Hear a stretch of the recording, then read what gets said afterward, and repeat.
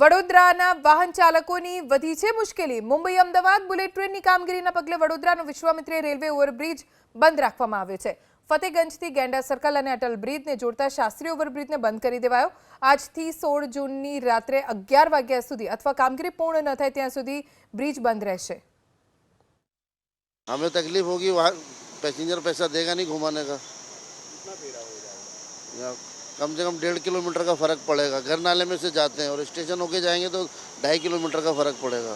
कम से कम 4-5 दिन के अंदर काम हो जाए तो अच्छी बात है, नहीं तो वो बस बहुत तकलीफ वाला काम हो जाएगा। धंधा पर तो असर पड़वाना साहब। ये અહીંથી એને ફરીને જવું પડે ને।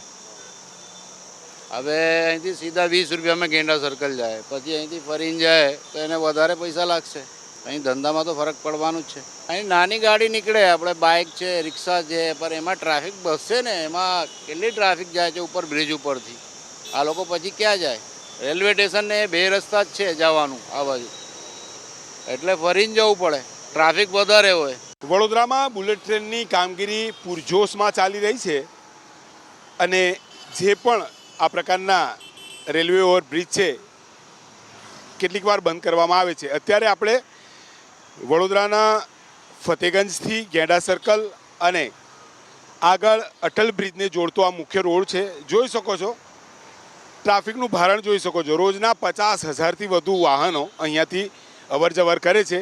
સામે જોઈ શકાય છે કે બુલેટ ટ્રેનને લઈને જે 2 પિલ્લર જોડવાના છે તેમની કામગીરી હાથ ધરાઈ છે અને જેને લઈને આજથી આગામી 16 તારીખ સુધી આ બ્રિજ બંધ કરી દેવાશે। જેને લઈને જે વાહન ચાલકો છે તેને 5 થી 7 કિલોમીટરનો ફેરો ફરી અને પૂર્વથી પશ્ચિમ દિશા તરફ જવું પડશે। વિકાસની કામગીરી છે, બુલેટ ટ્રેનની કામગીરી છે, લોકોએ પણ સહયોગ કરવો જરૂરી છે। ત્યારે ટ્રાફિક વિભાગે પણ યોગ્ય અહીંયા વ્યવસ્થાઓ પણ કરી છે। જે પ્રકારે આજે આ ઓવરબ્રિજ શાસ્ત્રી ઓવરબ્રિજની અવરજવર બંધ કરાશે, ટ્રાફિક ડાયવર્ઝન પણ અપાયા છે। ત્યારે વડોદરા શહેરની વાત કરીએ તો આ પ્રકારે શહેરમાં મુખ્ય 4 રેલવે ઓવરબ્રિજ આવે છે। ક્રમશઃ વારંવાર એક પછી એક તમામ બ્રિજો બંધ થશે। આજથી શાસ્ત્રી બ્રિજ બંધ થઈ રહ્યો છે।